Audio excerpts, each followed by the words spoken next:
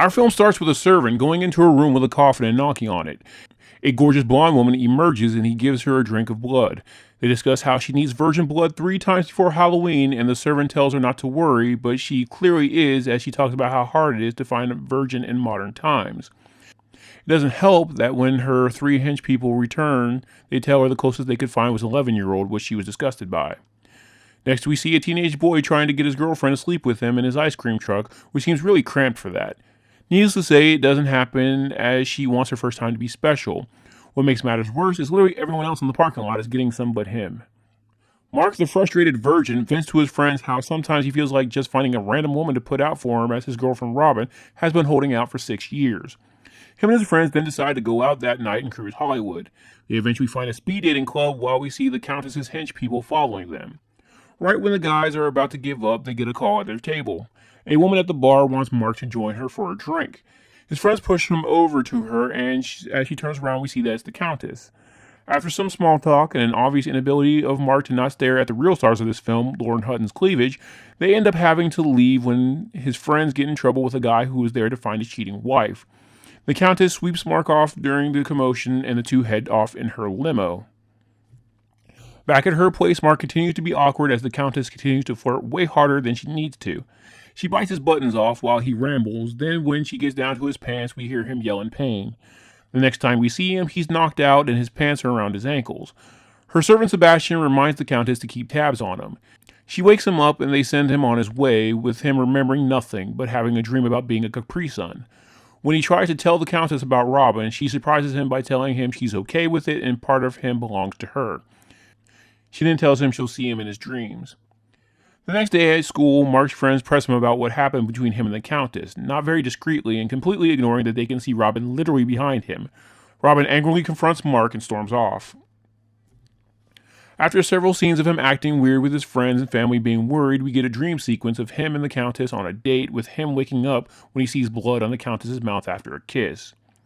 The next day, Mark goes back to school to confront Robin, who then runs him down about how he's different than she thought he was. She eventually admits that she realized that she was probably being unreasonable with the mixed signals before giving him more mixed signals, leading to them getting back together. Mark later goes to visit Robin at the store she works at, and as he goes into the dressing room to try on some clothes she picked out for him, the Countess appears.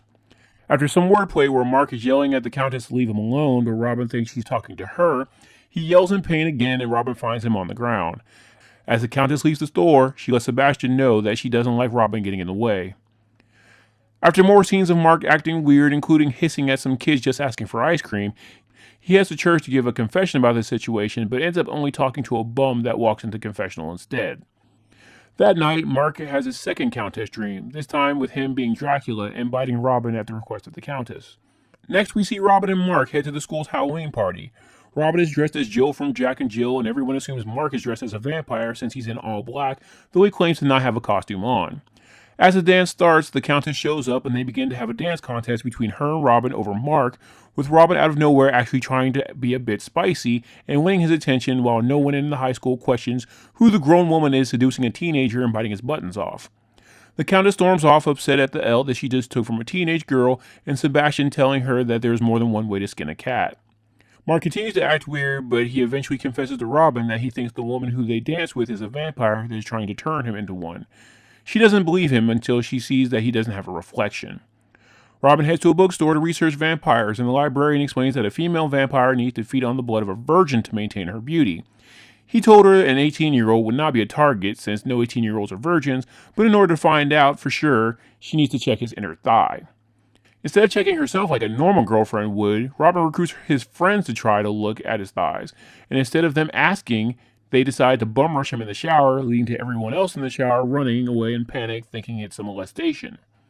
Later at work, Mark confronts them and points out they could have just asked, but as he looks up, he sees the Countess's hench people kidnapping Robin. He and his friends head to the Countess's mansion and sneak in. They eventually find Robin tied up, who explains to Mark that he's still a virgin and Countess is just using him for blood. As they go to escape, they are trapped by the other vampires. This leads to them having a ceremony for the third and final bite. He tries to plead with her why she shouldn't bite him, using excuses like she might chip a tooth, which is the first time we see her fangs in the film. I'll hardly bother ladies. She then hypnotizes him, and just before she goes for the bite, Robin breaks free and holds them back.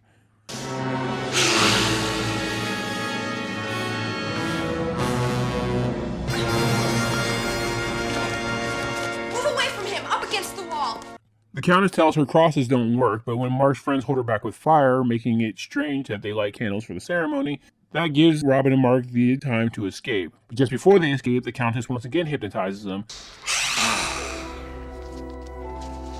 But again, Robin runs interferes, and his buddies hold the vampires back with torches, allowing them to run. This only lasts until the vampires just blow out the torches, though. But on the bright side for the friends, they're left behind with two beautiful vampire women who are interested in them. Robin and Mark continues to run in what seems like circles, being cornered at every turn until they get stuck in the coffin room. When the countess finally finds them, they see that one of the coffins is rocking. When they open it, they find that Robin and Mark had a quickie, making him completely useless to her. As the clock strikes midnight, she begins to rapidly age. As the film ends, Sebastian suggests to the countess that they should move to the Great Plains, while Mark and Robin go back in the coffin for round 2. Thanks for watching. If you like this content, please leave a like and subscribe, and hit the bell icon to know every time I update. If you want to help my channel grow, please check out my Patreon, where you can get access to content early, as well as see the content that can't be uploaded here on YouTube. Link will be in the description. Until next time.